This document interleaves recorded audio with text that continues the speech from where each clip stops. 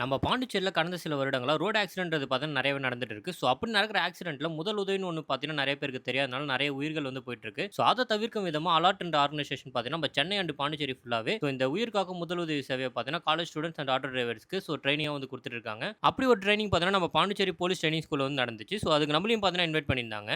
வணக்கம். Alert NGO manager public affairs. பாண்டிச்சேரியில நிறைய விபத்துகள் நடக்குது.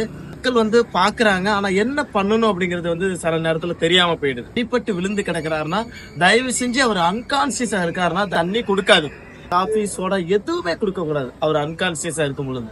அதோட மட்டும் இல்லாம அவர் மயங்கி கிடக்கும் போது அவருடைய தோள்பட்டையை தட்டி எழுப்புங்க. தட்டி எழுப்பி ட்ரை பண்ணி பாருங்க. அவர் எழுந்துச்சுட்டாருன்னா ஓகே, எழுந்திருக்கலையா உடனே ஆம்புலன்ஸ் கால் பண்ணுங்க. ஆம்புலன்ஸ் கால் பண்ணிட்டு உடனே அவருக்கு பிரீத்திங் இருக்கான்னு பாருங்க. பிரீத்திங் இருக்கு அப்படின்னா உடனடியா அவரை நீங்க ரெக்கவரி பொசிஷன் அப்படின்னு சொல்லக்கூடிய ஒன் சைடா படுக்க வச்சிருங்க. ஏன் ஒன் சைடா படுக்க வைக்கணும்னா அவருக்கு அன்கான்சியஸ்ல இருந்து கான்சியஸ் வர்றதுக்கான நிறைய சான்சஸ் இருக்கு. ரெண்டாவது ஃப்ளூயிட்ஸ் ஏதாச்சும் வாயில ப்ளீடிங் ஏதாச்சும் இருந்தா கூட அல்லது வாமிட்டிங் இருந்தாங்களோ அது உடனே வெளியில வரதுக்கான நிறைய வாய்ப்பு இருக்கு. நாக்கு அடைக்காமலும் இருக்கும். இன்கேஸ் அவருக்கு மூச்சே இல்ல அல்லது பல்ஸே இல்லை, என்ன சார் பண்றது? அப்ப ஆம்புலன்ஸ் வர வரைக்கும் நம்ம வெயிட் பண்ணுமா? வேண்டாம்.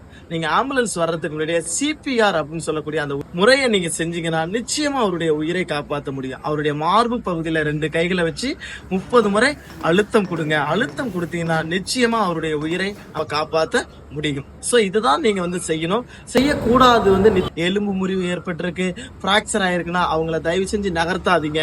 அன்கான்சியஸ் விக்டிமை யூ ஷேப்ல தூக்காதீங்க. இதெல்லாம் நீங்க செய்யக்கூடாது. சார் நீங்க இவ்வளவு விஷயம் சொல்றீங்க, பட் நம்ம பொதுமக்கள் பாத்தீங்கன்னா ஒரு ஆக்சிடென்ட்னாலே பாத்தீங்கன்னா நெக்ஸ்ட் ஸ்டெப் அவங்க என்ன யோசிக்கிறாங்கன்னா, ஐயோ நம்ம மேல போலீஸ் கேஸ் ஆகிட போகுது, அந்த மாதிரி தான் பயப்படுறாங்க. சோ அதை எப்படி சார் பண்ணுவோம்? இது பொதுமக்கள் எல்லாருக்குமே இருக்கக்கூடிய ஒரு மிகப்பெரிய சந்தேகம் தான். பயப்படவே வேண்டாம். ஏன்னா 2019 அப்புறம் குட் சாமரிட்டன் லா, அதாவது நல்ல குடிமக்களுக்கான சட்டம் அப்படின்னு ஒரு சட்டம் வந்திருக்கு.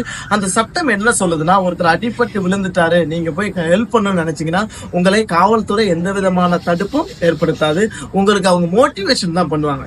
ரெண்டாவது, உங்கள் மீது சிவில் கிரிமினல் வழக்கும் போட மாட்டாங்க. இன்னொரு விஷயம், ஹாஸ்பிட்டல்ல என்ன சொல்றாங்கன்னா, நீங்க தானே அழைச்சிட்டு வந்தீங்க, நீங்க இங்க ஸ்டே பண்ணணும் அப்படின்னு சொல்றாங்கன்னா அந்த மாதிரி உங்களை யாரும் கம்பல் பண்ண முடியாது. மூணாவது, நீங்க பில்ஸ் கொடுக்கணும்னு அவசியம் இல்லை. விதமான உங்களுடைய சுய முகவரியை நீங்க கொடுக்கணும்னு அவசியம் இல்லை. இதோட நோக்கம் என்னன்னா, சாதாரண பொதுமக்கள் முதலுதவி தெரிஞ்சவங்க நிச்சயமா ஒரு உயிரை காப்பாற்றணும் அப்படிங்கிறதுக்காக தான் கொண்டு வரப்பட்டிருக்கக்கூடிய இந்த சட்டம் குட் சாமரிட்டன் லா, நல்ல குடிமக்களுக்கான சட்டம்.